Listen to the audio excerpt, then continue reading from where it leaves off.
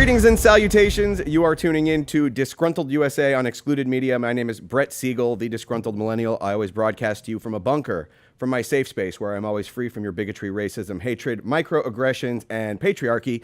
We have a very, very special guest, a couple very special guests, a very special event that we've got today. There is several things that we're going to talk about. It is going to be a debate, a fiery debate, hopefully not too fiery, between YouTube firebrand Hunter Avallone and writer and YouTuber Alyssa McNerney. We are going to talk a little bit about LGBT stuff. We're going to talk about Trump. We're going to talk about Nazis, free speech, a whole bunch of good stuff. It's going to be a very, very great debate. I will be moderating this debate. We're going to keep it civil, fair, and objective. Okay, no one is getting demolished. No one is getting obliterated or annihilated. No one is getting owned either, okay? We're going to have a rational exchange of ideas, and we will all walk away better and more informed than before, okay? So this is the time where we'll introduce our guests. We have Hunter Avallone. Give us a little bit about yourself so we can knock this out and then get this thing started. Thanks for having me on, Brett. My name is Hunter Avallone. I run a fairly large conservative YouTube channel, and I'm looking forward to the debate today. Excellent. Alyssa? Hi, yeah, I am Alyssa McNerney. I run a YouTube channel that I'm still working on, just actually became an official part of the program. It's called Final Facts with Alyssa. And thanks so much for having me on today, Brett, and I'm really excited about it. Excellent. Let's just talk just a little tiny bit about what brings you guys both here today. Alyssa, I'll let you take this one. Okay, so I actually, like I said, I'm trying to really get the channel off the ground, and I actually raised over $1,000 last year from September to October in order to attend Politicon to try to promote my channel out in California. So while we were there, Hunter actually approached our table, and I was kind of doing like 5-minute debates with like a spin the wheel. So I was trying to keep it at 5 minutes because, you know, I obviously had a lot of people to talk to. So Hunter came over and we obviously had some back and forth. And that was like the first day and the second day.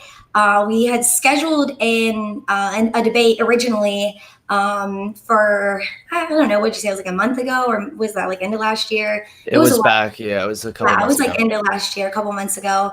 And yeah, I guess there was just some miscommunication. I had to cancel because of some personal family issues. And by the time it was brought back to me to reschedule, I had already actually picked up a second job because I work full-time, part-time, freelance, and do the YouTube. So I work like 60 to 70 hours a week. So I really only get like 1 day off a month. So I tried to make it work today, and yeah, here we are. Excellent. Well, we're very glad to have you here. All right, let's jump right into the debate. We're going to talk a little bit. The first topic is going to be about Trump and LGBT. And what we're going to do first is we are going to give the first question over to Alyssa. Okay, why don't you try? Let's try this. Okay, define transphobia and illustrate why you think it is or isn't a profound social issue. So I would really define transphobia as just having any type of hatred towards trans people just because of the fact that they're trans, or believing that they shouldn't have any equal rights or anything like that. I definitely still see it as a tangible issue today. I mean, there's plenty of evidence, especially with the Trump administration, with the military ban, with their agenda. I don't know if you guys know this. Oh, well, just for specifically trans. I'm sorry, because I don't want to get too much into all LGBTQ, but just specifically for trans individuals. The Trump admin also wants to roll back rulings that prevent doctors, hospitals, and health insurance companies from discriminating against transgender people. Jeff Sessions also reversed discrimination law policy, saying that transgender individuals could be denied employment just because they are trans. We also have some stuff with our current education department that's gotten rid of guidelines that were in place to create a more equal learning space for transgender students. So I definitely think it's a very tangible issue today. And I have several people close to me that are trans that I talk about this with on a regular basis. And I attend a lot of transgender activist events and things like that to stay informed. And from that side of the aisle, from the people who this is actually affecting, they obviously seem very concerned about it. Okay, Hunter, how about yourself? How would you define transphobia and why you think it is or isn't a profound social issue? I think transphobia is an irrational fear of transgender people. And yes, I agree with Alyssa, is a discrimination, hatred towards people for being transgender. I agree that transphobia is a real thing. I agree that it exists. I agree that there are people who despise transgender people and wish harm upon them. I am not one of those people, which I'm sure we will get into later. Yeah, see, you're already rolling your eyes. So, all right. And I also do not think that the Trump administration is transphobic. I think that a lot of these rollback policies that we hear about are either taken out of context or oversimplified for the sake of an anti-Trump agenda. For example, Alyssa, I knew you were going to bring up the military ban. That's the one that the go-to one everyone goes to. Serving in the military is not a human right. No one is required to have like it's not a right to serve in the military. First of all, we can get into that a little bit more because I think that there's a very good reason as to why the Trump administration has barred transgender individuals. And as far as them rolling back these protections in school, that's what the media wants you to believe. They want you to believe that they have rolled back protections and now all of a sudden transgender students are able to be picked on or bullied in schools, when that is not the case. All that he did was remove an Obama era policy that basically forced schools to allow transgender individuals to use the bathroom of their choice. I personally don't think this needs to be something the federal government is involved in. I think it's much better being left up to the states as it is now. So plenty of states are still enforcing this bathroom policy. I'm sure in California, for example, transgender people can use whichever bathroom they please, but I don't think that should be a federal government enforcement. And lastly, I think that if we look at some other things the Trump administration has done, it actually shows that he is in support of LGBT people, because Trump is one of those people that I believe kind of like owns, if he doesn't like something, he's going to tell us. And I don't think that he's going to why try to hide this idea? Like, why try to hide his transphobia behind all these policies and initiatives that he's enacting to actually help LGBT people? For example, Alyssa, I'm sure you've heard of the, let me try to find it right here.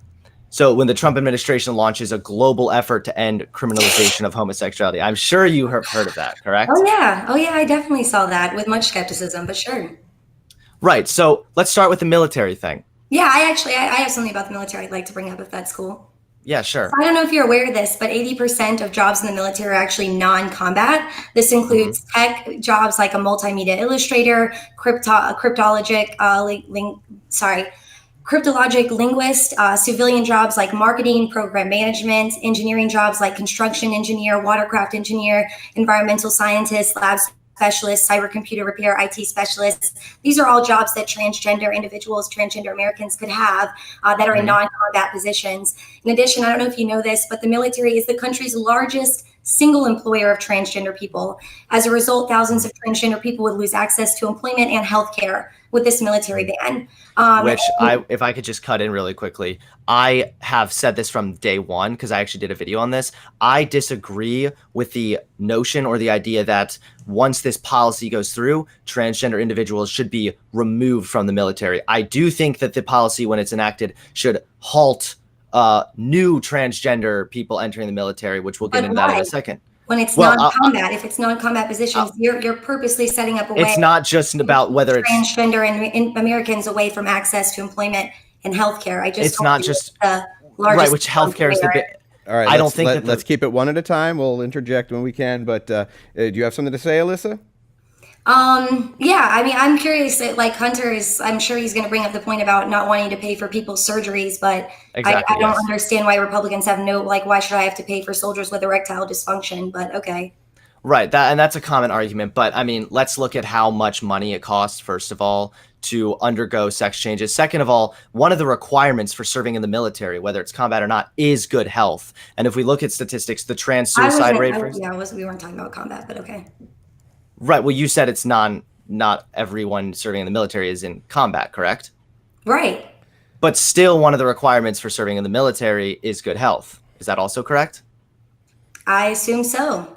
So if the trans suicide rate is at 41% versus a 4.6% in the general public, and if we know that transgender individuals have a 55% of trans people suffer from high anxiety, according to studies done from 2005 and 2010.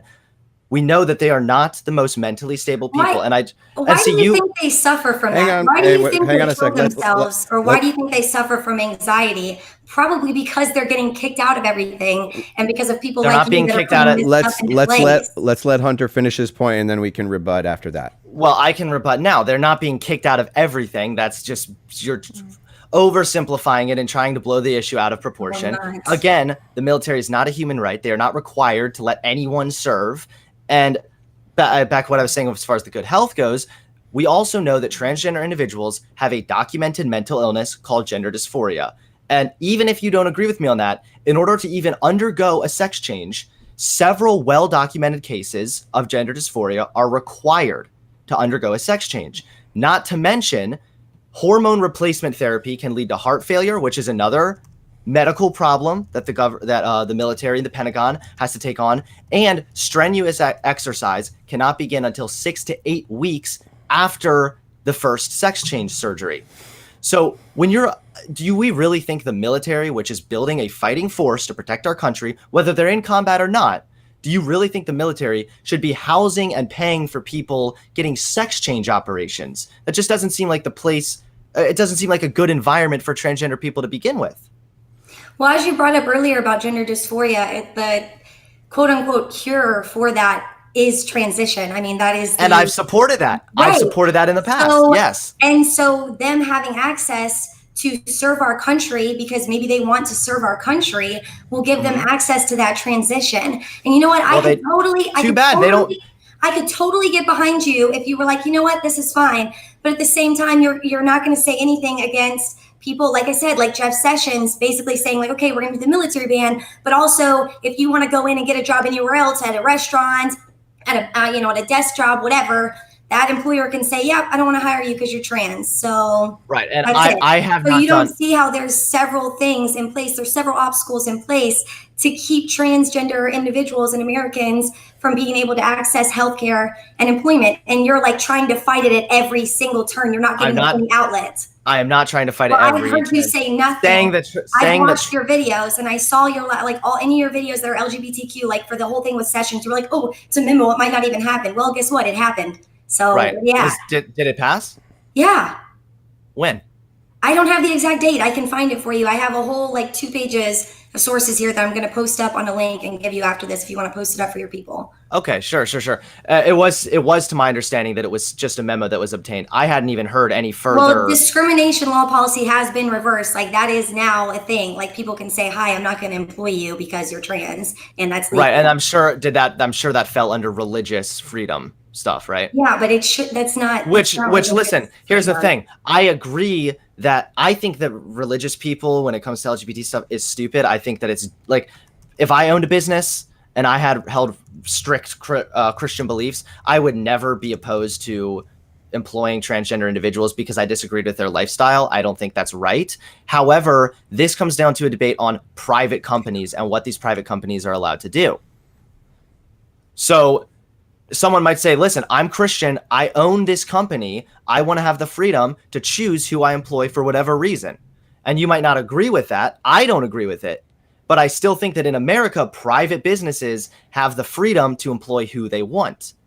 And I think that when you paint this with a big, broad brush, as if, oh, this is just signs that trans people are just steps away from a transgender holocaust or whatever, like all these like exaggerations or whatever.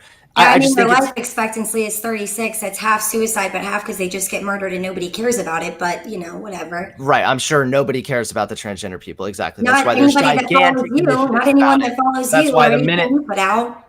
Okay, well, it's not my job to go out and shill for transgender people. That's your job, Alyssa.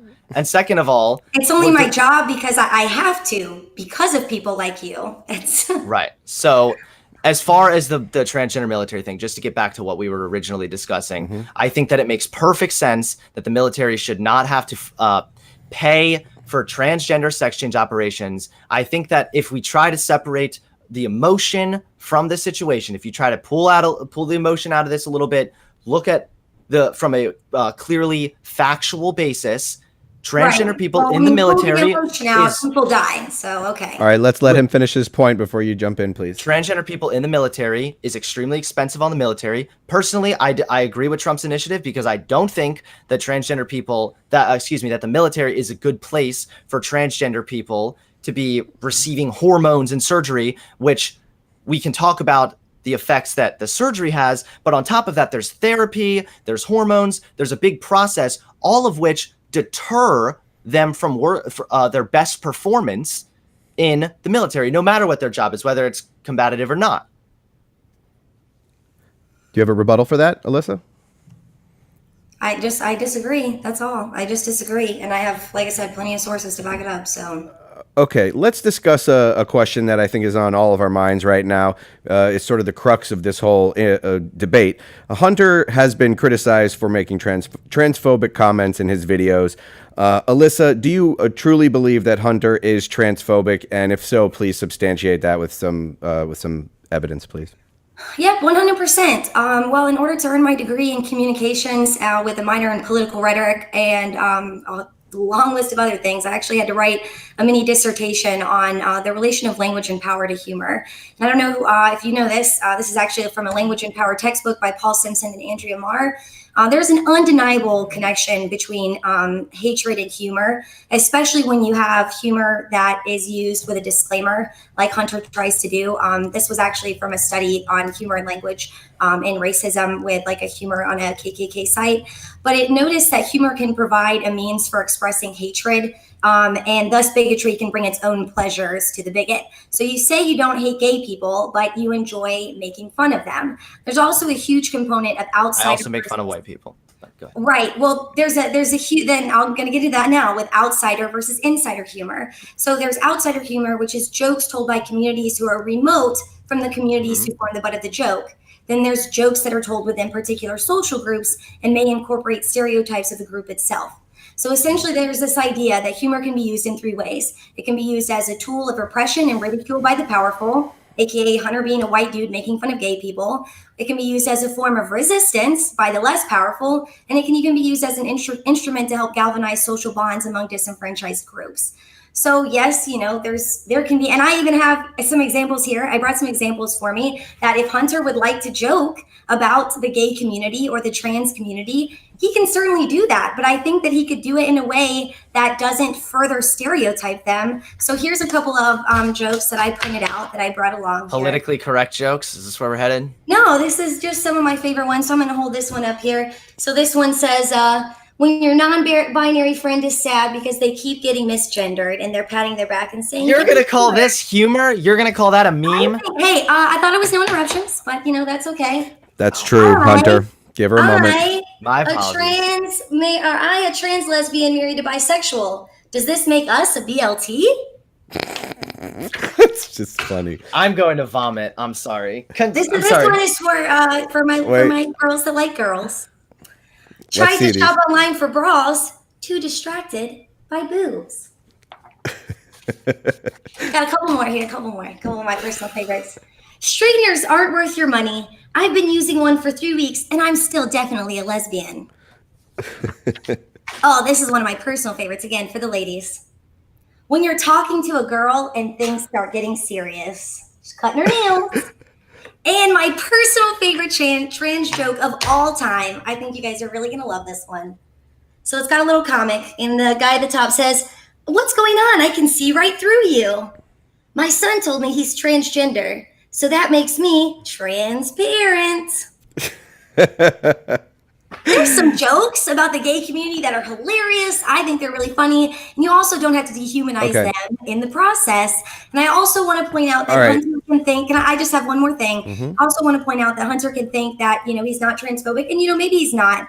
And he can say that he's not responsible for his fans' reactions and whatever their actions are and their behaviors. And you're right, Hunter, you're not responsible. But I think that it says nothing that you know damn well who you're marketing to. You're marketing to people that are anti-LGBTQ, and you're reinforcing those stereotypes. It's the same thing that happens if you had a group of men all together and one of those men in the group was a rapist, and the other men started making a joke about rape, they're like, oh, it's just a joke. And to them, it's just a joke. But to the rapist standing in the circle, that's reaffirming. They're like, oh, they think it's funny, so it's not a big deal. So that's exactly what Hunter's doing. And he can say all day long that he's not transphobic, but he makes money and he makes his career off like marketing to a target audience that is extremely transphobic and anti-LGBTQ. And I've got over 6,000 comments and screenshots to prove it, just from how much of what his, how many of his fans have come onto my personal stuff and said things to me.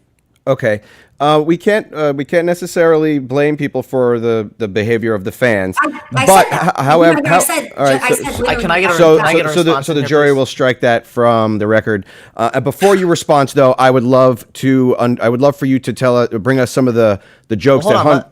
All right, go ahead, Hunter. I want to respond to some of that first because that was a lot to unpack. Mm-hmm. All right, so first of all, Alyssa, at the beginning of your argument where you tried to clinically diagnose me like a therapist, I would just say, listen, it's possible that some people, sure, they'll use humor to mask hatred or whatever. Some people do that. I am not one of those people. Right. I own what I believe. All right. I have no problem telling you I don't like feminists. So why would I try to pussyfoot around the fact that, around saying that I don't like transgender people? It doesn't make any sense. An audience, and none of your videos would get monetized. That's why. My videos already don't get monetized. Exactly. Second of all, have you ever watched The Office? No, I don't really watch The Office. I've only seen bits and pieces of it. Okay, so I was going to use this as an example. I was kind of assuming you'd seen it. In The Office, there's a part where this guy walks in, he has a big Adam's apple, and one of the main characters says, he's like, hey, pull your shirt up. You look like a transvestite. So what would you say about that show? Is that masking hate? Does that mean okay, but does that, I'm asking you in that. Yes, I've seen several things that break down the transphobia within the office. That's not something I was prepared to talk about, but I can certainly get your sources. Okay, so what this is more of an attempt at essentially destroying humor and ruining fun. People are allowed to make jokes. People are allowed to make comments. People are allowed to make little jabs and jokes at people for whatever they feel necessary. Sure, not all of them are going to be appropriate, and certain jokes are going to have pushback. But by your logic, then is every time that a stand-up comedian makes an offensive joke, you must think stand-up comedians are absolute monsters.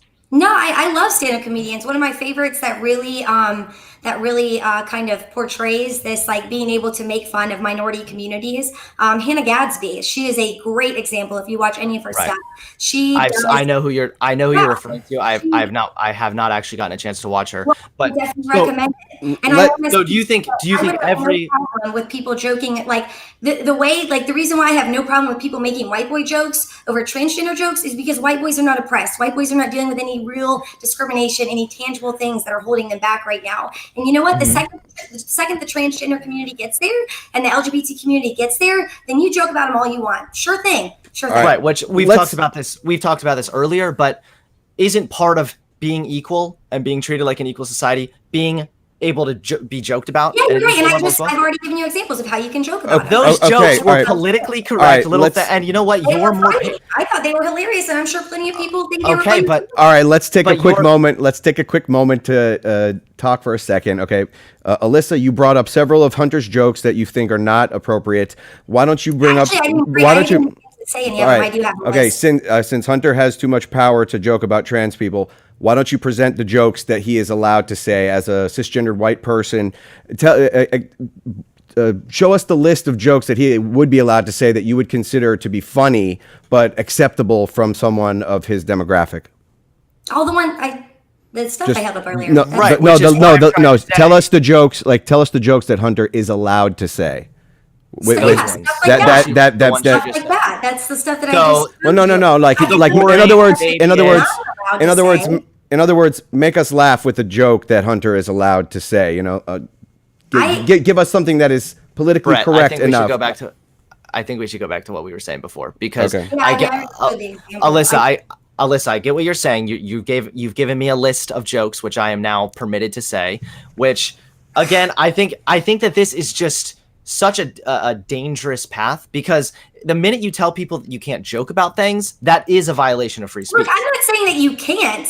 You can do it, but I can call you out. But you actually have the audacity.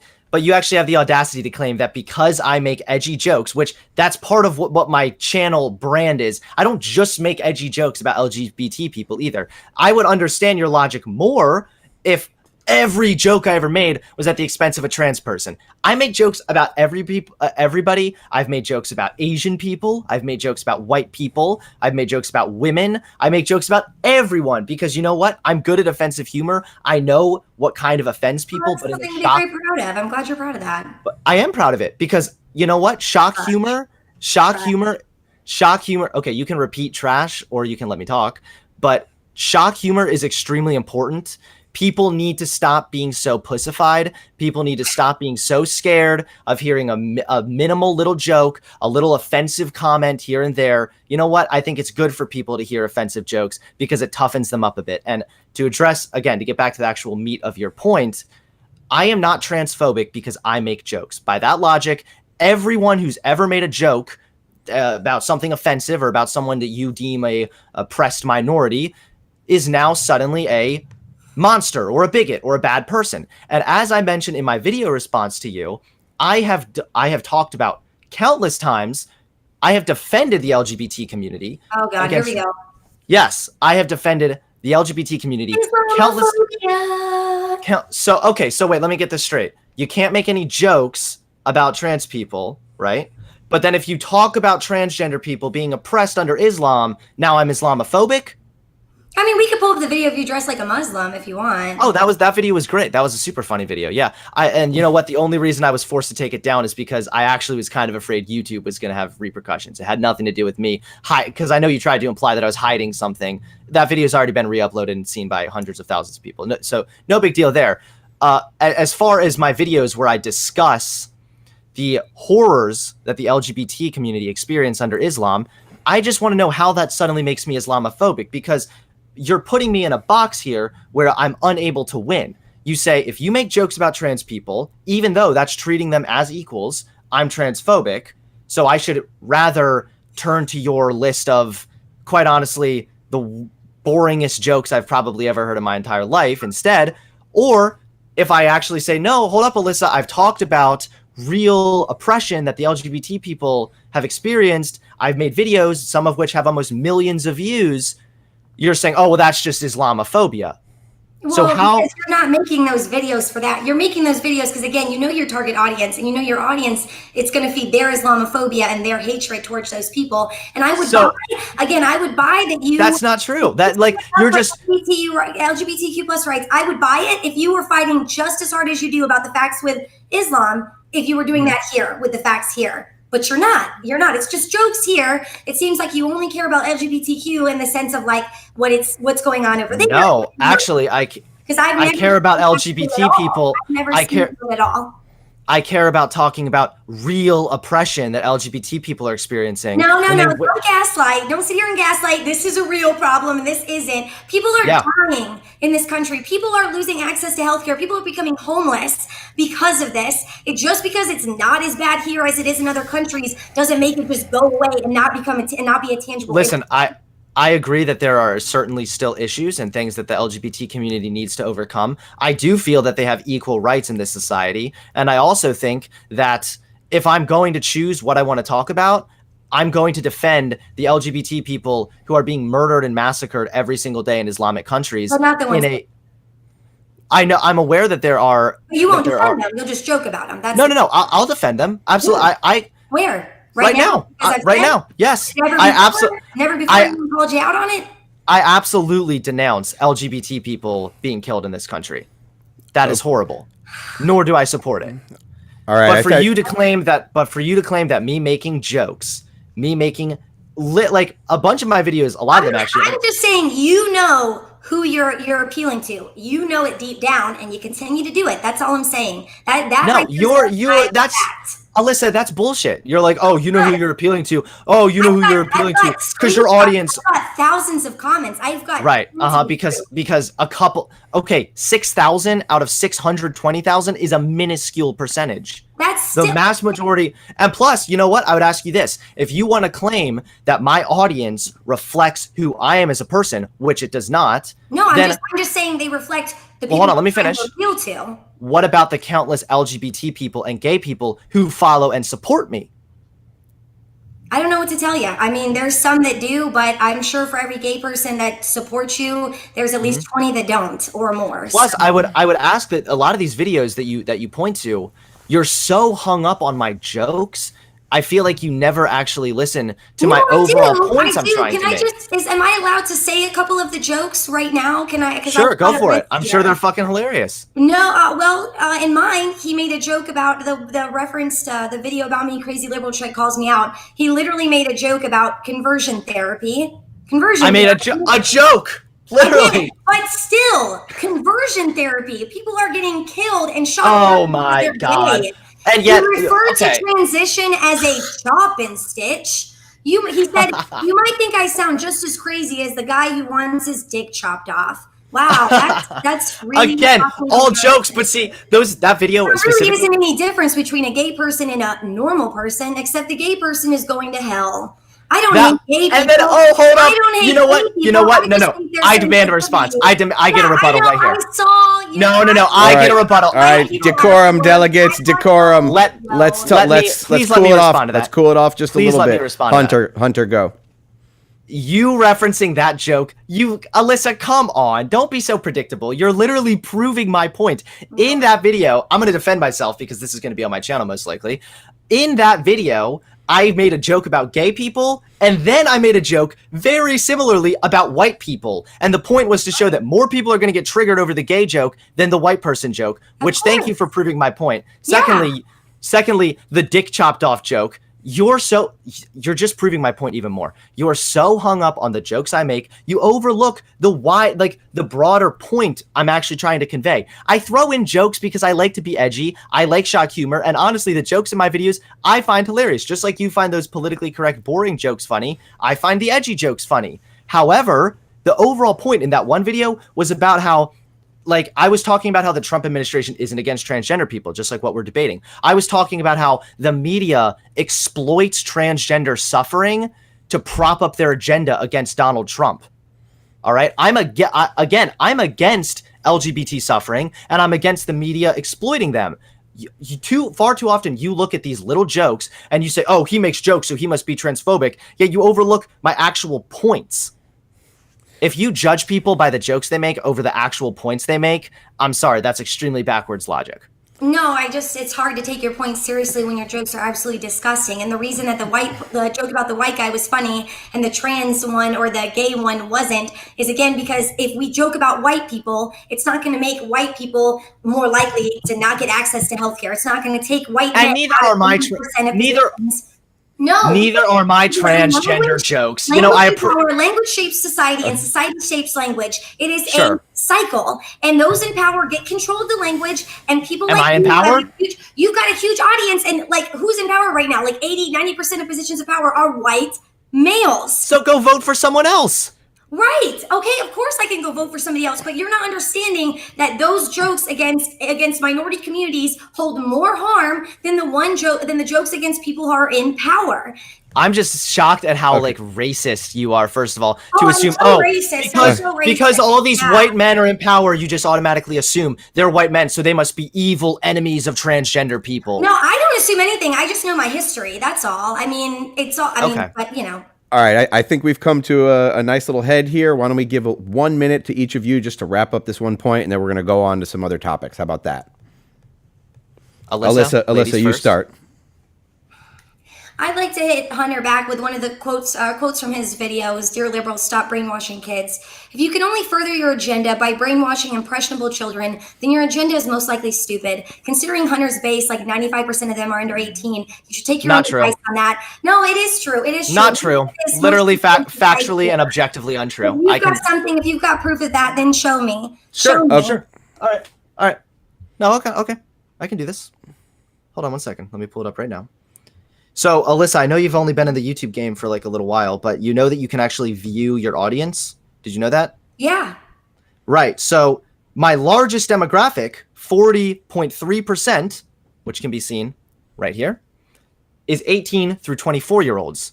My second largest demographic is 25 through 34-year-olds. So don't come at me with some of that. That is such cheap. Like, you call me leafy. That's like such a classic leafy tactic. You're like, oh, your fan base is all a bunch of kids. That's it. Sorry, I'm done. Whatever. All right. Well, All right, Hunter. Do you want to wrap this up for now? We'll 16. I would like to give my closing point for this segment as well. Yeah, I just want to make it very clear that my jokes do not dictate who I am as a human being. I don't think that my I don't think that my jokes dictate that I am a transphobic person, especially if you look at my track record. If you look at how from the very start I've said I don't hate trans people and that transgender people deserve human rights. From the very start I've said that for a lot of transgender people, sex change operation is good and necessary for them. I've made countless videos defending LGBT people against the oppression and the horrors they experience under Islam, and I have raised awareness of this to hundreds of thousands of people. And quite honestly, I do feel that I've done more for the LGBT community than you, Alyssa. All right. That's hilarious. No, I have a response to that. Because you get on here and you get up on your high horse and you shill for a bunch of people. All right. But then when push comes to shove, you would rather me be quiet about the horrors the LGBT people face under Islam than dare to speak about it because you don't want me to look Islamophobic. You're not a hypocrite and talk about both equally. That's what I want to see. Right. Because you can't sit here and talk all day long about what's going on with LGBTQ discrimination or deaths or anything that's going on with Islam, but you can't say anything but joke about the people that are suffering here. I don't joke. I joke about LGBT people, but I don't joke about people suffering. Seriously. Right. And the fact that you think you've done more for the LGBTQ community than me is laughable. And you know what? Maybe I haven't had as much time to go out and do more things or make more videos because I actually have to work for a living, unlike some people, Hunter. All right, we're gonna move on to the next. We're gonna move on to the next topic. If our audience is watching, you can blast the comment section. If you think this virulent transphobe Hunter Avallone is, if he's seen the light and he supports trans LGBT rights, make sure you blast the comment section and let's hear what you have to say. Okay, speaking of gaslighting, speaking of Trump, we're gonna get on to our next topic: Nazis. Okay, the original meaning of the word Nazi is a member. This one's going to Hunter, by the way. The original meaning of the word Nazi is a member of the National Socialist German Workers' Party. The original political strategy was focused on anti-big business, anti-bourgeois, and anti-capitalist rhetoric. Has the meaning of the word Nazi changed from its original meaning, and what does that have? How does that impact us today in modern America? Absolutely. By that definition, the left looks a lot more like Nazis than the right does. I would say that the term that me and Alyssa are debating on is probably, and I could be wrong here, but I believe it's neo-Nazi, which are people that still hold bigoted, violent ideas that are similar to Nazi rhetoric. And to that, I would just say, because I believe we're on a topic of, is it okay to punch a Nazi, correct? Yeah, we're going to get there, but let's define what a Nazi is in the first place so we know who to punch. So I would say that what me and Alyssa are debating here is, I wasn't going to make a big deal about it because it's kind of just a technicality, but it's neo-Nazis, not actual Nazis. I don't really think there's many Nazis still alive today. Okay. Alyssa, how would you define Nazi in modern America? Well, I would define it as anybody who wants to try to restrict rights to minority groups or oppressed groups to the point of them either restricting by either restricting rights or taking their life away, or basically looking at these people as something that's less than human, or that, if you're white, that is you want the white ethno state, you're the most powerful, you're better than other people. Okay, so according to the Hunter, let's go back to you. According to the original meaning of the word Nazi, and of course we can also add in the word neo-Nazi, like you guys have been talking about. Would you identify Trump as a Nazi? Please defend your position. Absolutely not.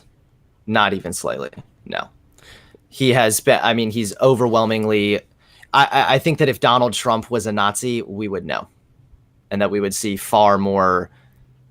I don't even know how to get into that because that's just so far from reality. Absolutely not. Donald Trump has done so much to help the American people and to help LGBT people and minority groups. No, not at all. Okay, Alyssa, do you believe Donald Trump is a Nazi? I would not call him a Nazi, but I would say that it is alarming to me the similarities between him and Hitler. Just to specify on that, the idea of us putting the kids in cages, that to me, that is, if you look at the Which happened under Obama also. And did I ever support it under Obama? Did you ever see me talking about it? No, you didn't. So, and again, it was different. Obama didn't separate families at the border. The people who came over, it was unaccompanied minors. But let me which Trump is the sorry. Which let me get back to my point. I would definitely say that that kids being put in cages is a step towards concentration camps. If you look at the definition of that, it does include taking some type of different group and putting them in a situation like what's been done. And again, we have to remember that anything that happened as far as Nazi Germany, this didn't happen overnight. People didn't just wake up one morning and they started rounding up Jews. It was a slow and steady process that started initially with the us versus them rhetoric. And if we're going to talk us versus them rhetoric, I have 100% seen that from Donald Trump since the beginning and up until today. Hunter, would you like to respond? Not really. I would like to get into the punch Nazis debate. All right, Alyssa, let's say we identify Nazis on the street. Do you think it's okay to punch a Nazi? Look, am I going to punch a Nazi? Me personally, no. I'm going to be honest. I'm 5'1". I'm 100 pounds. I'm not going to cause any damage to anybody. But if anyone else wanted to, I would not stop them. And the reason why is because I'm a huge believer in Karl Popper's philosophy on this. He is regarded as one of the 20th century's greatest philosophers of science. And he talks about the paradox of tolerance. And he asks, should a tolerant society tolerate intolerance? The thing is that when we extend tolerance to those who are openly intolerant, the tolerant ones end up being destroyed, and so does tolerance along with them. So any movement that preaches intolerance and persecution must be outside the law. And as far as the whole freedom of speech thing is, we have freedom of speech, we do, but there's also things within that. There is exceptions. For instance, like you can't run into a building and yell fire. Why not? Because it could cause damage and destruction. So until I see Hunter vehemently advocating for that, then, because that's the whole reason why I think it should not be covered under freedom of speech, because this is something that can lead to damage, destruction, and ultimately loss of life. So yes, I don't think that should be included in freedom of speech. So by your definition of Nazi or neo-Nazi, is Hunter a Nazi or a neo-Nazi, and should other people who are against Nazis, should they punch him when they see him? I would not label Hunter as a Nazi. I would more so label him on the alt-right. Under that label, that's just a far right extremist group. And I find that, extremely tangible. Like I was saying earlier, again, you don't have to strike it from it, because you said it earlier, Brett. I'm not trying to say that he's responsible for the behaviors and actions of the people that follow him. But I think that there is some type of correlation between the dialogue and the rhetoric that's out there and the fact that white supremacists and other far right groups, they committed the majority of extremist related murders in 2017. 2/3 of terror attacks in the US were carried out by right-wing extremists also in 2017. Last year was the 4th deadliest year for extremist killings since 1970. 2018 also saw the highest percentage of right-wing extremist-related killings since 2012. And all US extremist killings in 2018 had links to right-wing extremism. So I definitely think that there is some correlation there between the rhetoric that that Hunter puts out and that other people who are probably a lot worse, like Richard Spencer, the rhetoric that they put out. There's definitely a correlation between that and the fact that we've seen an uptick in these type of hate crimes. Hunter, do you want to respond to that? She made the point that the only thing that is that you should not have to tolerate is intolerance. It seems like a little bit of a logical misstep to me, but I'd like to get your opinion about tolerating the intolerant. Right. So this kind of goes back to what we talked about when we first had our discussion at Politicon, Alyssa. I think that the idea that it's okay to punch a Nazi is a dangerous one solely because it's very difficult to define what a Nazi is, especially at the rate that the left is going. And I use these same examples in my video. They have branded Ben Shapiro as a Nazi, despite him being an Orthodox Jew. They have branded Trump supporters as a Nazi. And even you yourself have called Tomi Lahren a Nazi Barbie. You have labeled her a Nazi, and Tomi Lahren is, I think we can all agree, is not a Nazi. that ideology is dangerous because it gives you the freedom to brand whomever you please or whoever you disagree with as a Nazi, and then gives you some baseless justification in physically assaulting them. I do not think that physical assault, I do not think that bad ideas warrant a physical response. And I kind of agree with your takes when it comes to the free speech thing. Listen, trying to figure out how to word this. Incitement of violence is not protected under free speech. Okay? So, yes, if someone was going up there and saying, let's go kill these people, whatever, and spewing just disgusting, terrible, Which hateful they did things. at Charlottesville. Of course, yes. And many of the people there I adamantly disagree with and don't like. Trump said they were fine, though. Well, that's a debate for another time, but I'm just happy to making get sure it. you know. Well, Trump said there were good people on both sides, and in which case that's objectively true because that is objectively true because not everyone who was attending was part of a violent radical Antifa group, and not everyone who was attending was part of a violent radical right-wing group. Some people who attended that simply didn't want the statue removed. That is that's an objectifiable fact. But back to what I was saying, clear and present danger is what warrants a violent response, like a self-defense. If you hear someone come up and say something that you don't like about trans people, even if it's hateful, even if it's saying that trans people are subhuman or garbage or don't deserve rights or something just disgusting that we both heavily disagree with, it does not warrant a violent response. All right, it does not warrant a physical response. Okay. Our calls, all right, this one goes to Alyssa. Our calls to punch Nazis, an example of inciting violence and also protected under the First Amendment.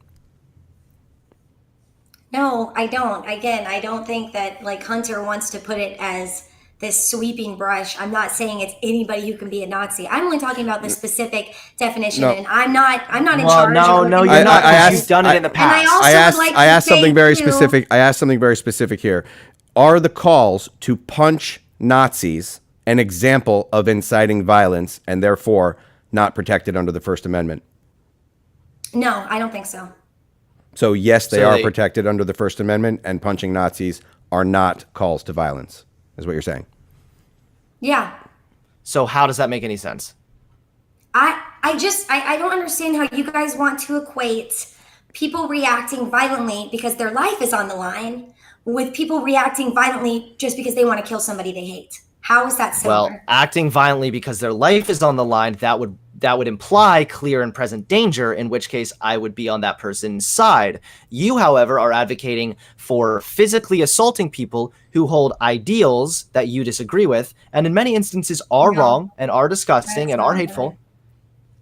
So obviously if someone runs at you with a knife and you punch them, that's clear and present danger. That is a self-defense, and that's completely permissible, correct? Right. So where does your idea that we should punch Nazis fall into all this?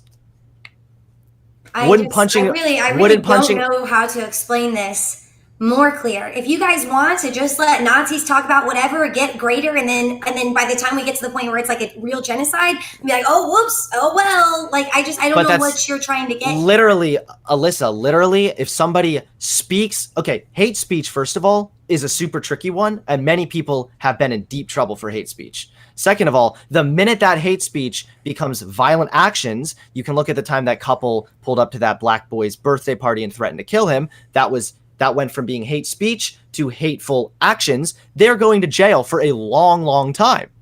So I don't see why you think that just allowing Nazis to speak about their ideas, no matter how bad those ideas are, which we both heavily disagree with, would somehow lead to mass genocide. That's a slippery slope fallacy. And again, you are being over the top dramatic with this. I think that what I'm not being over the top dramatic. I gave you all the statistics. I mean, I just told you that in the last 2 years, the amount of far right killings, sure, it hasn't been a genocide. Yeah, it's not been genocide yet. Of course not. But the fact that it's slowly increasing, to me, I mean, the 11 people that died at the synagogue, that's 11 too many. Does that not matter? Oh, that was absolutely no. That matter. Because the fact that these people are allowed to have free speech and be reaffirmed in their biases, in their disgusting thinking, it encourages these other people to act out. And that's not me just making it up and exaggerating. I just told you that white supremacists and far-right groups carried out the majority of extremist-related murders for the last 2 years. Kind of ironic that it also happened to be the last 2 years that Trump's been in office and his rhetoric's been pumping around, but, I guess, whatever. Okay, I wouldn't mind a source for those statistics, by the way. Sure. Those seem Like pretty I told you guys, I have. Where did those statistics come from? Just out of curiosity. Yeah, sure. Let me scroll down. Like I said, I'm posting this all on. I have like a literary portfolio, and I have like 3 pages that I'm going to put on here. Sure. Let's see. I'm just curious where that came from. I don't like trying to figure out how to word this. Well, and while I'm looking for these, you should also know that, if you're really for the protection of freedom of speech, I still have not heard you say anything or ever advocated against all the times last year that Trump has tried to basically make protesting illegal.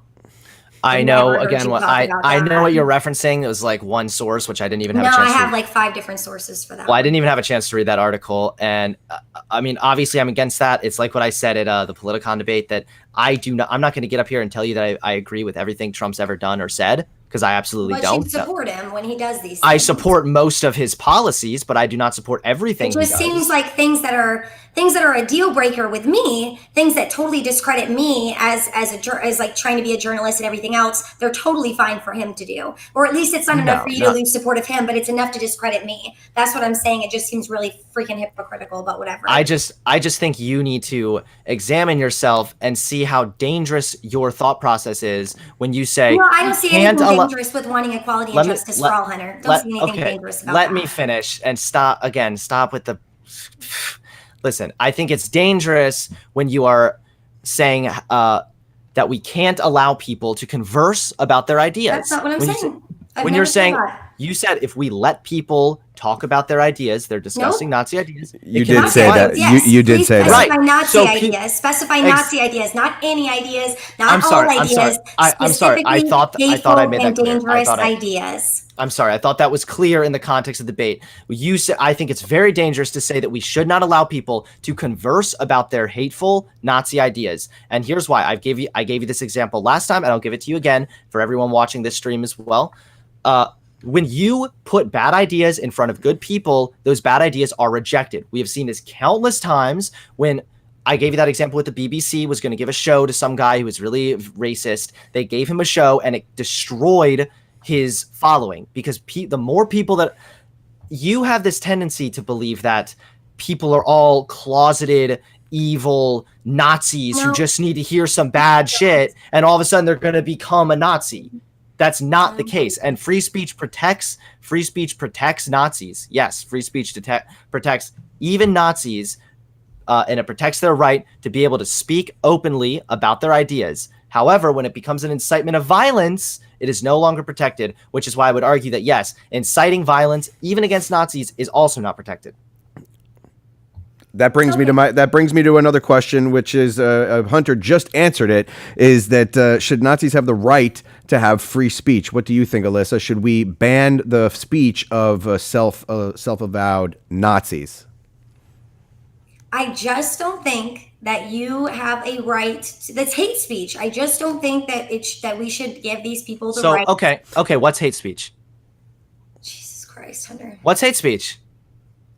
Just anything. I feel like it is speech that is purposely made to discriminate and to cause harm to any specific group of people. Okay, so would you consider my transgender jokes to be hate speech? I guess, I probably would, because I mean. Okay. No, that's fine. That's fine. So let me ask you this now. What about the 620,000 people that subscribe to me? Let's say half of them, all right? 300,000 people who follow me, they don't think that's hate speech. So now what? Are we going to stifle out my right to this said hate speech because you don't like it, or are we going to let me continue to make these jokes and continue saying this hate speech, which is not hate speech, because a bunch of other people don't feel it's hate speech? This is why you can't be so black and white in this. I'm not being black and white. I don't know why you're saying that hate speech shouldn't. Where me saying Nazis are bad is like a controversial thing. It's not. It's not a controversial thing. Again, you're oversimplifying for the sake of your agenda. No, listen to me. Okay. All right. Let's just argue for a second that Hunter is guilty of hate speech. What should his punishment be for hate speech and the like for other folks who engage in this kind of speech that we can say objectively is hate speech? What should his punishment be? There is no objectable hate speech. There doesn't be a punishment, but you shouldn't have a platform. You should not have a platform with amount of. You say you have no power, but having over 500,000 subs is a little bit of an influence. It is. So I don't think that you should have that influence. Again, so you think that people that say things. So you think that people that say things that you deem as hate speech should be deplatformed? No, not that I deem. Again, we could set up something for it. I don't know. I'm not saying that. This is why, Alyssa. This is what I'm, Alyssa. This is what I'm trying to help you understand. Is that hate speech is you cannot define it because one thing you consider hate speech, the other guy doesn't consider hate speech, and also hate speech is protected under the First Amendment. If I want to get up and talk to my friends about how much I hate anyone all day, every day, that is completely within my right. It only becomes a problem when it becomes an incitement or it becomes an action. All right. So I'm again, you talk about punching Nazis. You can't define a Nazi. You talk about stifling out free. We just did that at the beginning of this. Maybe you personally can define a Nazi, but the term Nazi is used as a broad brush to paint a bunch of different people. That's like saying we should punish everyone who's a racist. Yet the left will call one person a racist, one person's not a racist, this person's racist, blah, blah, blah, blah, blah. You can't call someone a Nazi and be justified in punching them. That doesn't make any sense, and it's a violation of their right. And it makes you could literally be charged for assault. And secondly, you cannot say that people who have hate speech should be deplatformed because you cannot define hate speech. This is why I'm trying to help you understand why these ideas not only are dangerous and stifle out free speech and stifle out the ability for people to be exposed to bad ideas so that they can reject them, but it's bad because it just doesn't make any sense. Right, but you don't care about the few people who won't reject them and then end up walking into a synagogue and killing 11 people. That is untrue. You're making complete false equivalencies right now. No, I'm not. The synagogue shooting. It's funny because it seems like to me all of your opinions and the whole belief system that you hold is only there because all of these issues will never affect you, Hunter. They will never affect you. That's just not true. That is completely untrue. All right, what about the people that are like, come on, it's just no. Listen, when it comes to the synagogue shooting, it was an absolutely awful thing. But taking away people's freedom of speech is not going to stop those things from happening. You are trying to take away people's free speech. All right, I'm just trying to make Nazis bad again. That's all. I can't feel like Nazis. This is controversial. All right. It's not controversial that Nazis are bad. Everyone agrees that Nazis are bad. It's what we should. Their freedom of speech. Yes, I am defending their freedom of speech, just like I defend your freedom of speech, Alyssa. Okay, I will defend yours, but I will not defend Nazis' freedom of speech. God, that's great. Okay. All right, I think everybody. Well, that doesn't make any sense, but whatever. I think everybody agrees that the OG socialists are bad. Let's move on to a different topic. Okay, we are going to talk a little bit about the border wall. We're going to talk a little bit about immigration. All right. Trump, at an estimated $5 billion, the wall at the southern border has been criticized as an ego project for Donald Trump, and others see it as essential to our long-term security. Alyssa, are you for or against a border wall, and why?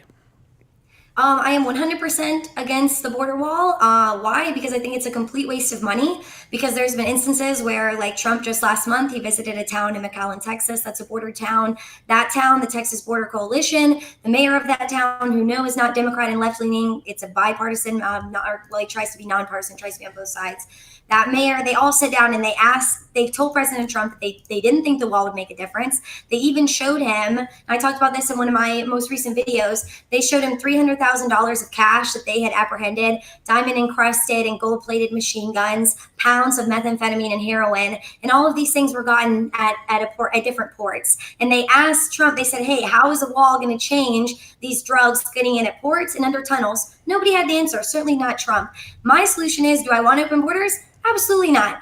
All I want, and most of the left, because everybody will say it's open borders and it's 100% not. All we want is an immigration system that values humanity as much as it does effectiveness. So instead of taking those billions of dollars and investing into the wall, I think we could invest them more into our Border Patrol and our ICE agents. Why do I say that? Because our Border Patrol and our ICE agencies are some of the most corrupt agencies in the entire, and out of all of our government agencies to begin with. The amount of corruption as far as like them actually helping drugs and criminals get across the border, the amount of corruption and the fact that the border and ICE are the only two government agencies. In order to get on, you don't have to take a polygraph lie detector test. There's also several other things in the background check process that you don't have to do.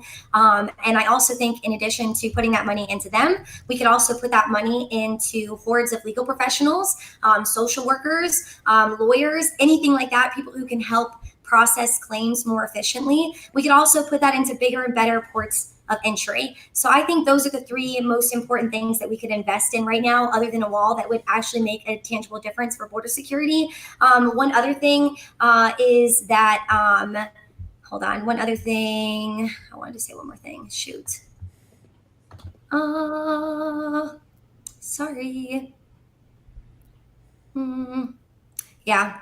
I guess I thought I had one more thing, but yeah, that's pretty much it. I think if we put the money into that it would definitely make a much bigger difference than putting the money in the wall. The other thing was, the other thing was that that right now, that with the whole horde of migrants coming in last November or December, and then also now I know we're seeing an uptick too. I also just am kind of curious, like what would have happened, because obviously, yes, I'm aware that they threw rocks, but I'm really curious what would have happened. Like, would they have thrown rocks if they were not met with military defense? I 100% believe that if they were met with the hordes of legal professionals, the lawyers, everything else, if they were met with those people to help process their claims, that they wouldn't have thrown rocks at them. Absolutely 100% not.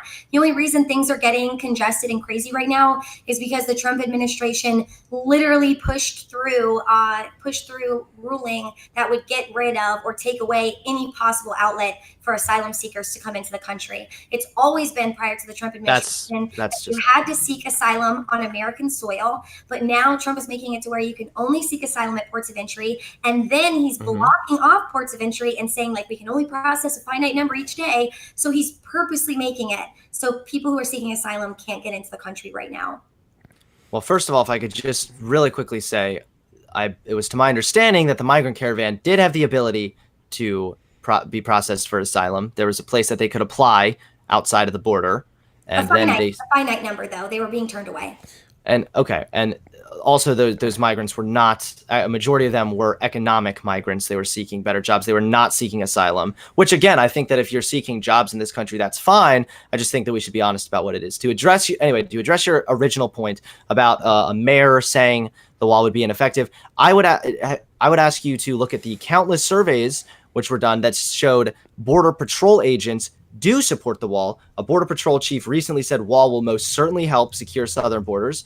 Border agents support Trump's wall, according to a new survey from New York Times. And in San Diego, hundreds of Customs and Border Protection agents echo that the fence is not secure and a wall is needed. So I trust Border Patrol agents personally more than I trust some mayor of some town. And also, even Obama's former Border Patrol chief is in support of the wall. I wanted to read you these statistics really quickly. This comes from Department of Homeland Security. And I actually want to make it really clear, Alyssa, because I think that we might get lucky here and find a little bit of common ground in this issue. Because I do not think that building a wall is going to solve all the problems. I actually agree with you that a lot of our issues are because of ports of entry. And I also think that more initiatives other than just a wall need to be taken. The only really big disagreement I have is I think that a wall on top of those initiatives is best. And this is why. These statistics come from Department of Homeland Security. In San Diego, there was a wall built in 1992, and illegal traffic dropped 92% over the past 23 years. In Yuma, built in 2005, illegal traffic dropped 95% over 9 years. Now, this article that I'm pulling it from, it does say, while it's hard to track changes in illegal traffic at the border, those claims do match with raw numbers on border apprehensions from the U.S. Customs and Border Protection. So if we look at statistics from other towns at a smaller scale that have put up walls, we do see illegal immigration fall. So how can you tell me that a wall is not entirely effective. I know that it won't solve every problem, but can we at least admit that maybe a wall, a physical barrier, would deter some illegal immigrants from entering the country? No, I'm not for the wall. No. Sorry. He didn't ask you whether you're for the wall. He asked you if it would help at all. I don't think it would. I think it would hinder. Because the illegal immigrants that you said it was like it had like a 90% success rate or whatever. I think that the people that you're keeping out they're not criminals. They're people, again, just trying to come here and make a better life for themselves, which they should have every right to do, considering if you know I agree. The last 100 years of American intervention in Latin American countries, you would know that like 90% of the reason these people are leaving their countries anyway is because we've damaged and destructed them to hell. But okay. Well, I absolutely agree that immigrants should be allowed to come here. I am not anti-immigrant by any means. And I also think that, maybe I could get behind the wall if we also had an immigration process as a whole that valued, humanity as much as it does effectiveness. Because right now, really, the only way that you can get into this country is you better be wealthy in funds, in like actual wealth. You better be wealthy in time. You better be wealthy in connections. That's it. If not, there are countless people who have migrated here successfully and are very happy to be American citizens. What I think we need to do is, I do think we need more initiatives, because I wanted to include, I didn't mention this earlier, that with these stats, it was not just a wall, which supports both my claim and your claim, Alyssa. It says, but a number of factors for the drop, including an increase in manpower, which you said, and I also agree with, technological upgrades, which you said, and I also agree with, and it's also something that Trump supports, and yes, changes in infrastructure, like fencing improvements and vehicle barriers, or in this case, a wall. So when there are walls mixed with these other initiatives, we actually can see an even more effective stop for illegal immigrants. So I would say that it's this issue specifically. I don't think it's me versus you and you versus me. I think that our ideas can actually come together in some common ground, and we can see some really high success rates. I mean, just look at the statistics.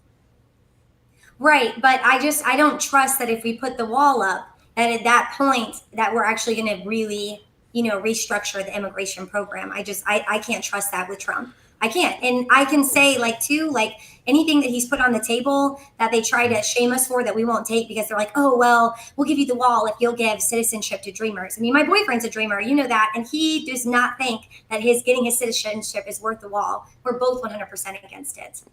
Okay, sure. All right. How about this question? Okay. The United States funds. I'm sorry. Can I say one more thing? I'm so sorry. Sure. It's really short. I just wanted to say I'm so sorry. I just thought of that and I did not mean to cut you off, Brett. If I don't say it, I'm going to forget it. It's all right. I wanted to say the reason why that I don't trust the whole Hunter brought up that he was like, oh, well, this is what the Border Patrol agents think.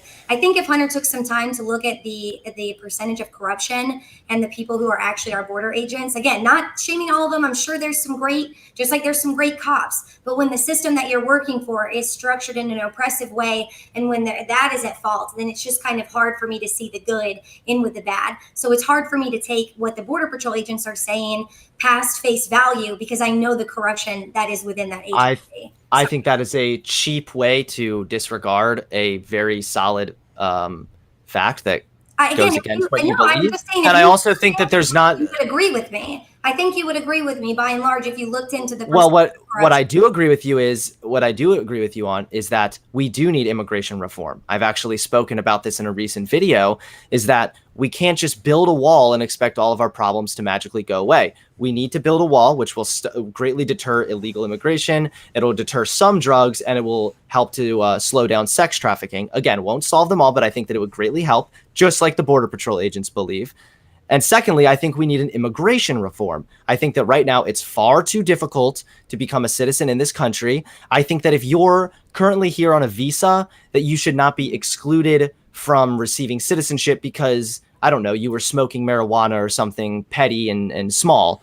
I think that the immigration reform, I think the immigration system absolutely needs to be reformed. I hate the fact that people who come here legally are not given as many benefits or is treated with as much respect as the people who come here illegally. And I'd like to know what benefits because, again, my boyfriend's here in DACA. My boyfriend is illegal. He's undocumented. I don't even like to use the word illegal because I don't think a human person can be illegal. But my boyfriend is undocumented and unless they're a Nazi.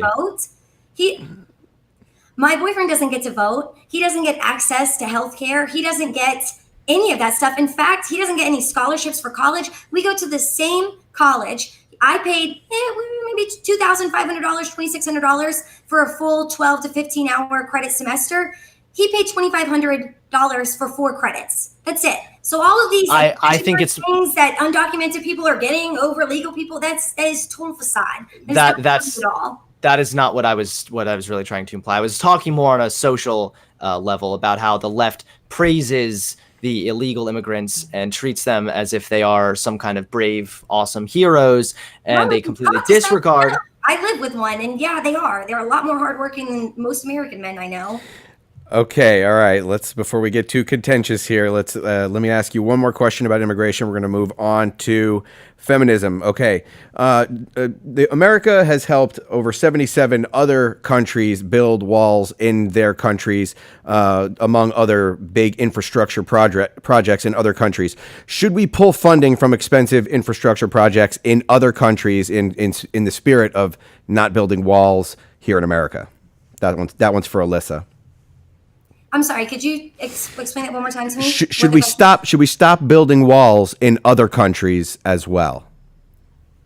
I will admit I'm not as familiar with what's going on with what we're building in other countries. So I don't know if I should really comment on that.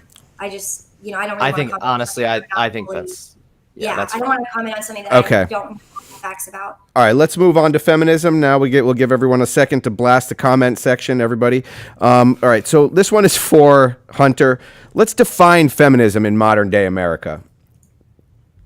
The advocacy of women's rights on the basis of equality of the sexes. Alyssa, how would you respond to that definition? So I actually have I pulled this up because I wanted to use the Merriam-Webster definition for feminism, right? So I really liked that one. Just want to make sure I read it word for word correctly. So it's just the belief that women and men should have equal rights and opportunities. I think that's also something clear, rights and opportunities. Mm-hmm. Okay. Alyssa, do you think that we have an equal opportunity and rights for women in America today? No, I don't. I think we've definitely made great strides since, the original feminist movement, but I don't think we're all the way there yet. Okay, help us understand what needs to happen in order for us to get to a point where we can now say, okay, we have made it. We are here. So what needs to happen is I think we do need to address a lot of the issues that disproportionately affect women. And again, these are very overcomplicated issues that I can't just provide one simple solution for. But I think if we looked and worked to decrease these things, that we would see a more equal society. So the things that bother me the most is the fact that 2 to 3 women a day are killed by romantic male partners in this country. 1 in 5 women will be raped. 1 in 3 will experience some sort of sexual assault. That is true. I can give you all my statistics for that. And there was a Department of Homeland Security study. I believe that was on college campuses that you're referring to. And there was a Department of Homeland Security. This is an overall one. And just again, from personal experience, and I know that probably doesn't matter as much as whatever, but it doesn't. It doesn't matter at all. I just would like to, well, you know what? I'm just going to point out, because any other woman that I've talked to and any woman you will talk to will back me up on this. I don't know. I don't know. Anecdotal. That's anecdotal evidence. I'm sorry. Okay, whatever. I do not know a single woman that I have ever talked to or met that has not been sexually assaulted or raped. So what is feminism going to do for those women? Okay, I was, you're interrupting me here. I was, going to give my list and then wrap up here. So let me continue. 1/3 will experience some form of sexual assault. Half of multiracial women will be assaulted. 1/4 of girls and 1/6 of boys. 1 out of every 4, 1 out of every 6 girls and boys will be sexually abused before 18. And I want to point out that yes, men do get sexually assaulted, and I am just as much of an advocate for that as well. But I also want to point out that almost every single time if a man is assaulted or raped, it's by another man. So again, it's men. There's not really anything with women there. I also want to point out that when we talk about equality, I'm sure Hunter's going to bring up the pay gap and say that it doesn't exist, and that's fine and dandy. I know there's been a decrease in that, but I want to say that there's some things that lead to lead to discrimination and things in the workplace. So 40% of women say, and this is just recently, 40% of women say that they face discrimination in the workplace solely based on their gender, as double the rate of men. Women are also 4 times more likely to be treated as if they were incompetent because of their gender. They're 3 times as likely to have experienced repeated small slights in the workplace. I have to bring up, there was a story a couple years ago. This was from like 2016 or 2017. It was 2 coworkers, and again, I'll provide all these in my links. 2 coworkers that worked at an intensive resume they worked on intensive resume revisions for clients that were in STEM fields. So they just had a basic desk job. So these 2 coworkers, male and female, they shared like a little office space. And what they did was one day they switched their email signatures. So now the woman was signing off as if she was the man was signing off as if she was the woman. The man ended up dealing with so much criticism. He was only able to process like maybe 5 cases, like barely any cases. The woman had her best week yet. Nobody doubted anything that she said. All of her clients respected everything that she said. Nobody doubted. She had a way easier time getting more sales and helping her clients through when she used a man's signature than when she used her own. In addition, there's also lots of proof of resume discrimination. There was actually a study conducted by the professors at Columbia Northwestern, and it found that 2/3 of managers selected male job candidates even when the men did not perform as well as the women on math problems in the application process. In major American universities, rampant gender bias was also found in research labs. So the same resumes would be sent to male and female professors looking to hire lab partners, and a male name garnered more offers and better pay and more mentoring opportunities, even though the resumes were literally exactly the same. Over a lifetime of work, a woman with a bachelor's degree will earn 1/3 less, $700K less, than a man with the exact same degree. There's also this idea that men are promoted on potential and that women are actually promoted on performance. So this was proven that when women who switch jobs 2 or more times after earning an MBA, they receive 53K less than women who stayed put at their first job and climbed the ranks. However, men who moved from their first post-MBA job earn 13K more than those who stayed with their first employer. So yeah, that's just some stuff. Again, I think if we could fight, there is still a lot of discrimination based on gender in the workplace. Anything like rape or sexual assault vastly harms females more than it does male. And I know Hunter's like favorite line is like, "What rights do women have that males don't have?" And again, like I said, it's rights and opportunities. But you know what? I would honestly give up so much if I could have the opportunity at any point in my life to walk outside in the middle of the night and by myself and feel safe, because that will never be something for me. Hunter, would you like to respond? Yeah, of course. It's time. Yeah, so you just gave me a lot of information, and I appreciate all that. I can't respond to every single thing you just mentioned because some of the studies you mentioned I quite honestly have not heard of. I do want to address, because I know this one, the where you say 1 in 3 women will be sexually assaulted. Was that what you said earlier? It's 1 in 3 women are raped and 1 in 3 that are sexually assaulted.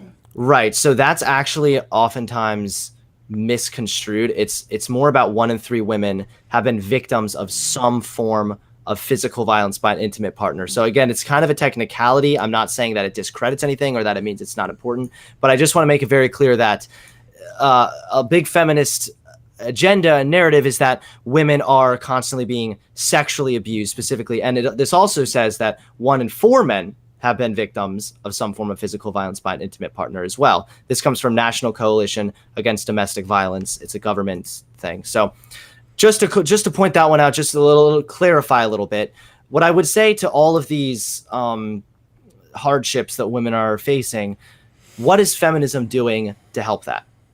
Because I agree that women face hardships, and I agree that men face hardships. I think sometimes men do face hardships based solely on the fact that they're men. For example, how biased and unfair the court systems are. But I also think that some women face hardships due to the fact that simply they're women, or that maybe their boss is a sexist or something. I'm not going to say hardships never exist.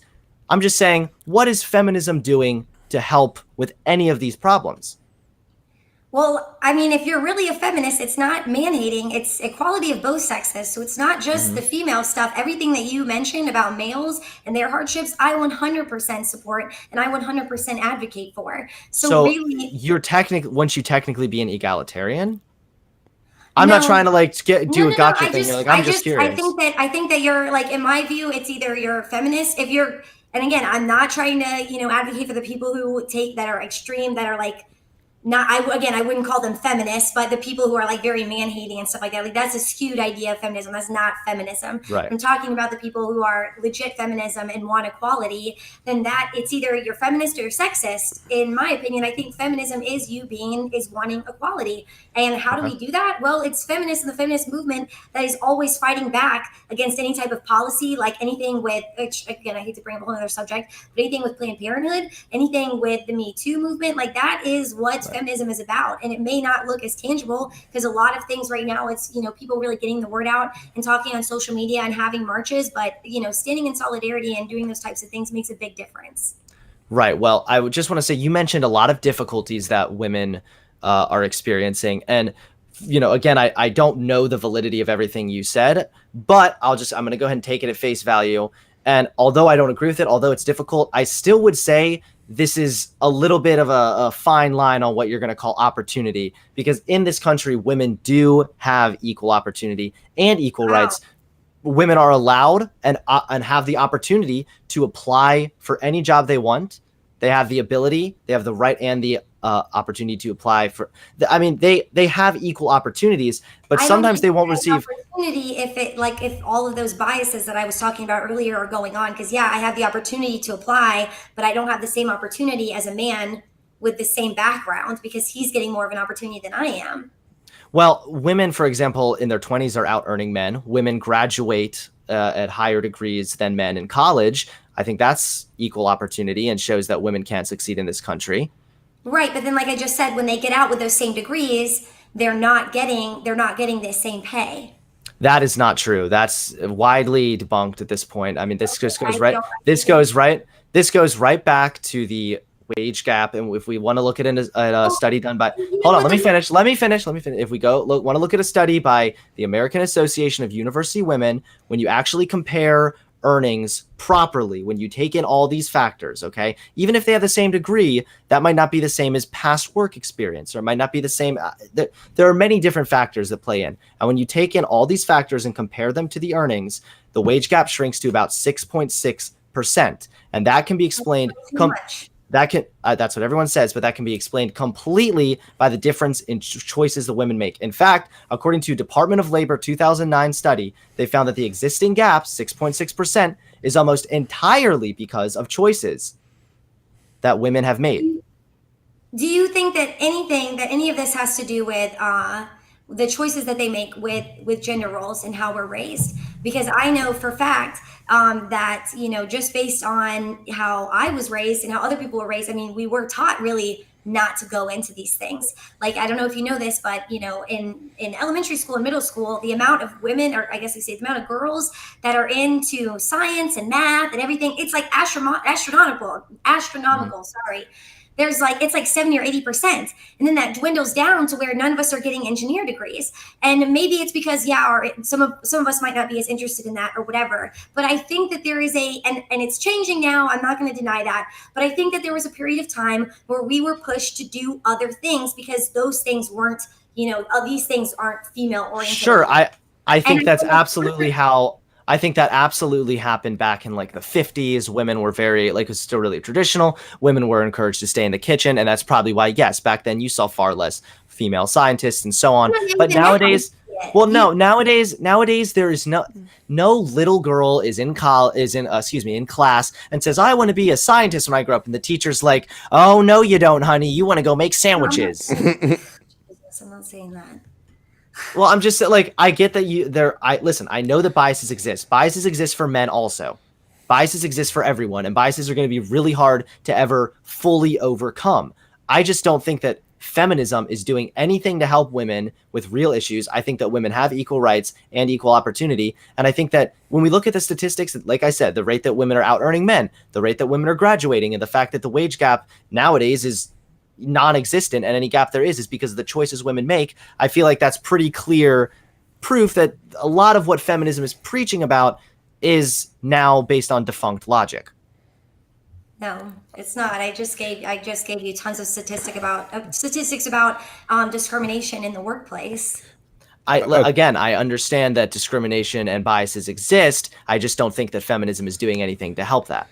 All right, we're running a little short on time, so we're just going to get a couple little more questions in. We're going to get a couple more questions in. We're going to wrap things up. This one is for Alyssa. Intersectional feminism has been used as an umbrella term, which casts a very, very wide net into the trans community, and even to those who aren't even female.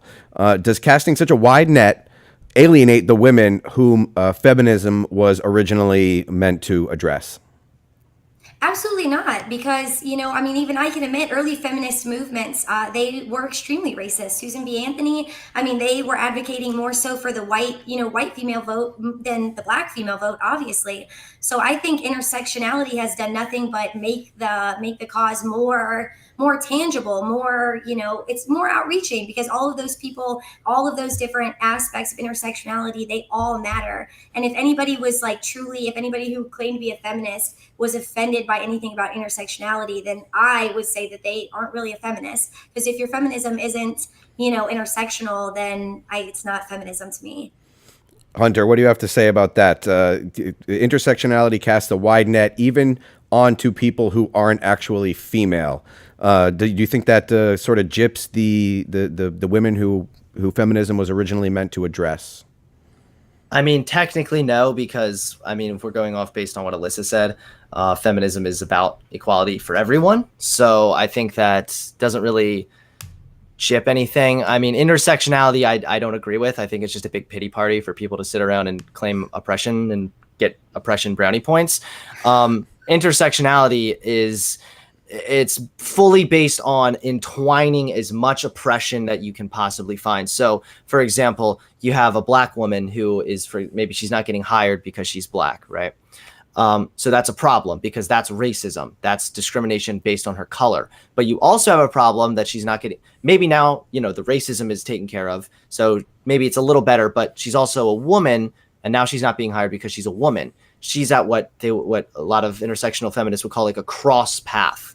So she has two different kinds of factors playing into her being oppressed, which is what a feminist would say. I may not have explained that the very best, but I saw a intersectionality conference, which helped me understand a lot of what the beliefs are. But no, I don't think it's necessary. Again, I think that people have equal rights and opportunity in this country. So I don't think that a big pity party where everyone tries to pick apart and find every little oppression they've ever experienced and tie it up to make themselves look like the biggest victim is needed at all.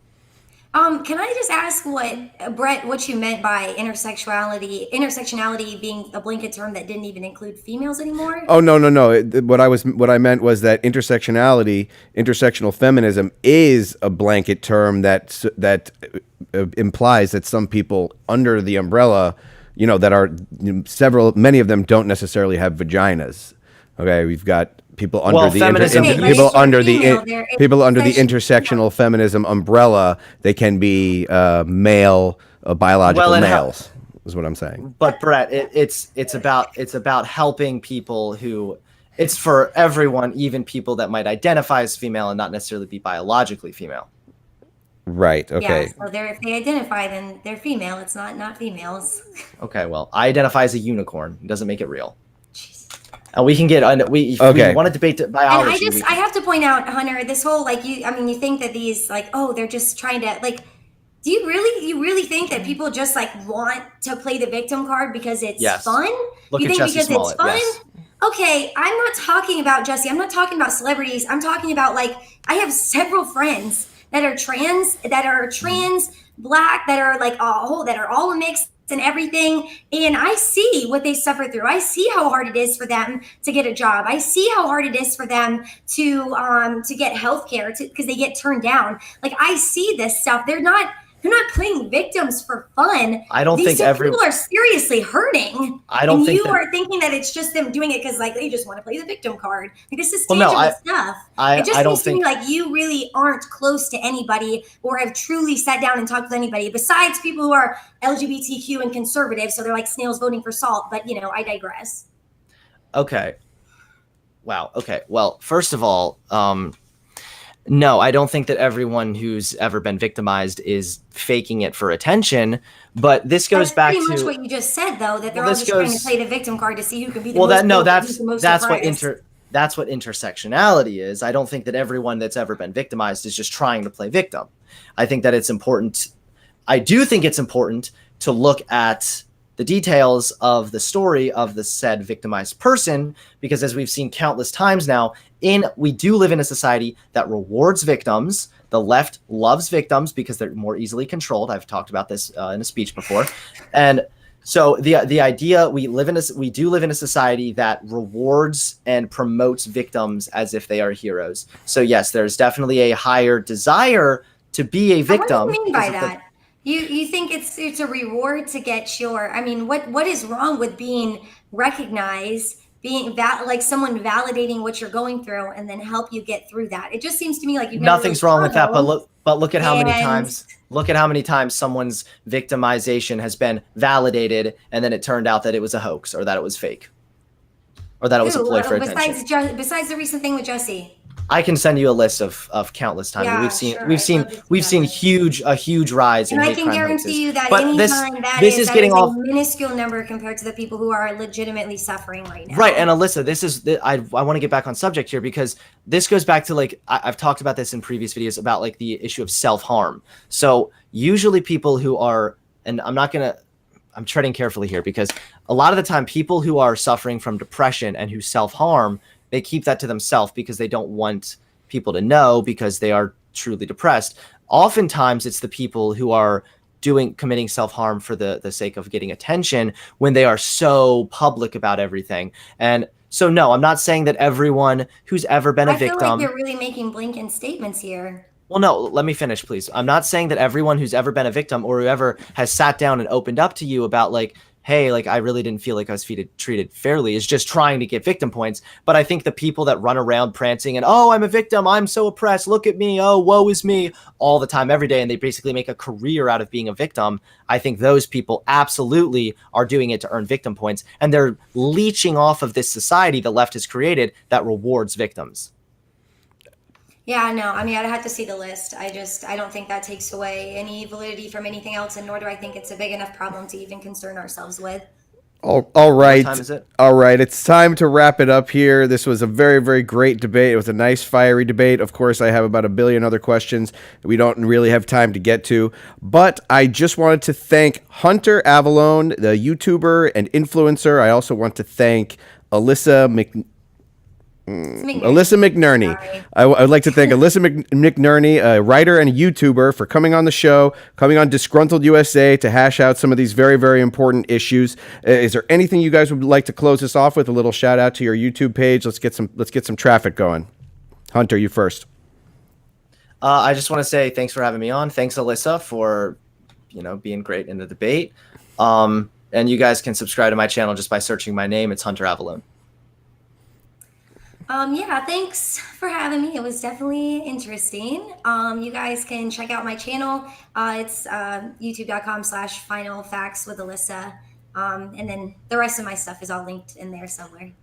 Excellent. And you can make sure to blast the comment section. My name is Brett Segal, the Disgruntled Millennial, here on Disgruntled USA on Xcluded Media. We are here in our safe space where we're always free from your bigotry, racism, hatred, microaggressions, and patriarchy. And we're going to sign out for now. Thank you so much for joining the party, and we'll definitely see you next time.